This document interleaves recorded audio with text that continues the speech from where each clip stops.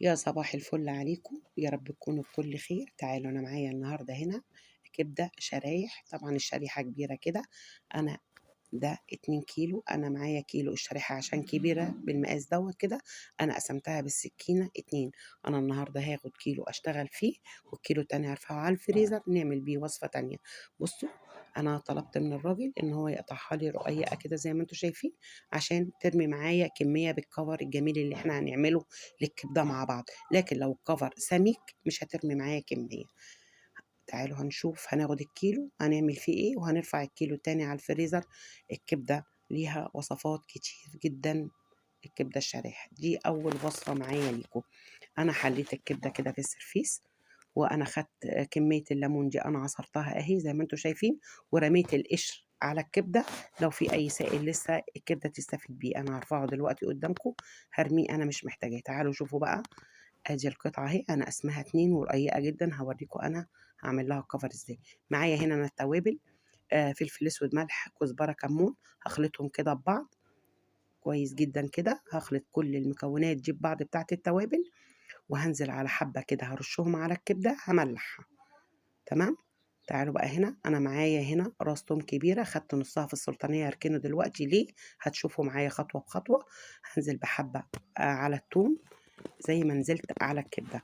وهعمل ايه تاني اهو، هنزل بكوباية الليمون دي، نص على الهون، على الخليط اللي في الهون، ونص على الكبدة.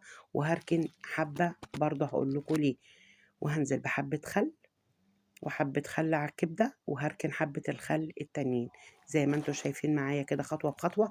معايا هنا كام قرن فلفل انا ضربهم في الخلاط ومصفيهم واخدة ميتهم، وهركنهم في الطبق على جنب.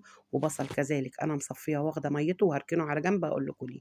هنزل بمية الفلفل على الكبدة وبرده في الهون، ومية البصل هنزل على الكبدة بس، مش هاخد على الهون حاجة من مية البصل. كده أنا بعتبر إن أنا تبلت الكبدة بتاعتي. أنا مش عايزة أقلبها، أنا هحجم الجناب كده بالمعلقة عشان السائل كله يوصل لها. وقلبت الدقة أهي في الهون، وهسيبها زي ما هي. شايفين؟ دي الدقة بقى بتاعت الشرقوة اللي مشهورين بيها. الشيف لولا هتعملها لكم النهاردة أحلى كبدة بالرد. بصوا، تفل البصل وتفل الفلفل أنا هرفعه في الفريزر ينفعني في أي حاجة. هنا أنا معايا هنا إيه بقى، معايا دقيق حطيت عليه حبة نشا. هنزل بحبة توم باودر، بصل باودر. ومعايا انا هنا ربع معلقة بيكربوناتو. طبعا لو رجعت باغلبية وصفاتي اللي فيها حاجات بتتقلى على البوتاجاز بحط نص معلقة كربوناتو او ربع، عشان ما يشربش زيت معايا. معايا هنا ردة، وتأكدي ان الردة ما يكونش فيها اي رواسب او اي تكتلات. ليه؟ عشان الكفر بتاعي يطلع ملمسه جميل. والا كنت حطيت كمان لو انا عايزة تكتلات كنت سبت تفل البصل. هاجي هنا اول ما هنزل على مرحلتين هوريهم لكم. هنزل الاول على الدقيق زي ما انتوا شفتوا كده، وبعدين هرجع على الردة. شايفين؟ هحط على الدقيق الاول اللي عليه النشا والمكونات، وهرجع على الردة. وهعمل برضو والعكس صحيح. ليه انا بعمل كده؟ هوريكم انا بعمل كده. هعمل واحدة تاني قدامكم هوريها لكم اهو. هنزل تاني على الدقيق بالنشا بالتوابل اللي انا حطيتها بالبيكربوناتو، وهرجع تاني على الردة. هغلف كل الحاجة الكبدة بتاعتي كمية، وهرجع لكم تاني ان شاء الله. بس هعمل برضو العكس، هنزل بعد كده العكس صحيح برضو.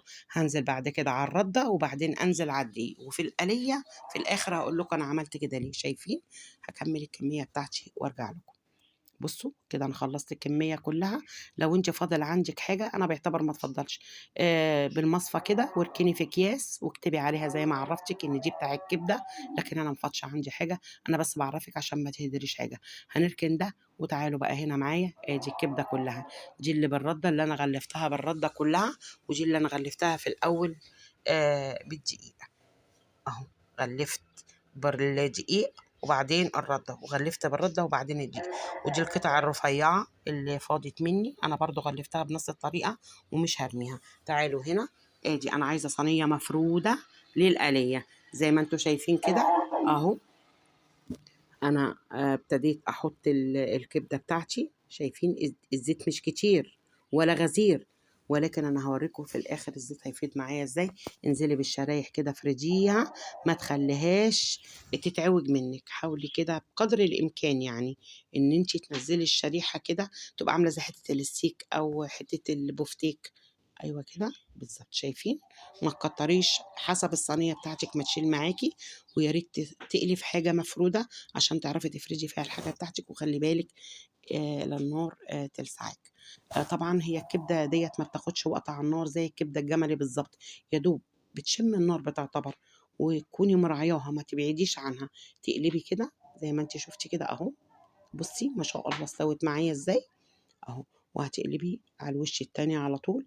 يا دوب مش هتاخد حاجة على النار معاكي. انت هتبصي تلاقي لونها غير جدا كده. شايفة؟ اللهم بارك، بسم الله ما شاء الله. هبتدي كده، انا جايبة مصفى تحتها طبق اطلع عليها عشان انا مش عايزة فيها زيوت تاني.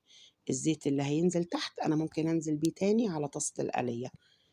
احنا شطار كده وعارفين احنا بنعمل ايه. ربنا يبارك في اللي في ايديا وفي ايديكم. شايفين الزيت اهو. هنزل انا تاني كده زي ما انتوا شفتوا نفس الرصة. وتعالوا نشوفوا بقى احنا ايه واحنا بنقلي كده احنا هنعمل ايه تاني اهو. شايفين؟ ما تحاولي تكوني مديه وسع كده في الطاسه بتاعتك. نفس الكميه انا حطيتها تاني. وحاولي الكبده توسعيها كده بنفس الشكل عن بعض عشان تستوي وما فيش حته تبقى مستويه وحته نيه. بصوا بقى اهو. تنزلي الكبده اللي تطلعيها هتاخدي الدقه دي وترشيها عليها هي سخنه. وهي سخنة، باردة مش هتنفع. تنزلي بالدقة اللي احنا عملناها اللي هي بتاعت التوم والتوابل وكل اللي احنا حطيناها على الكبدة. واللي هينزل في الطبق من تحت هتاخديه فين؟ هتاخديه برضو على الدقة تاني. بسم الله ما شاء الله اللهم بارك. بصي التوابل دي معايا انا مش هحط دلوقتي على اللي انا حطيت عليها دقة توابل.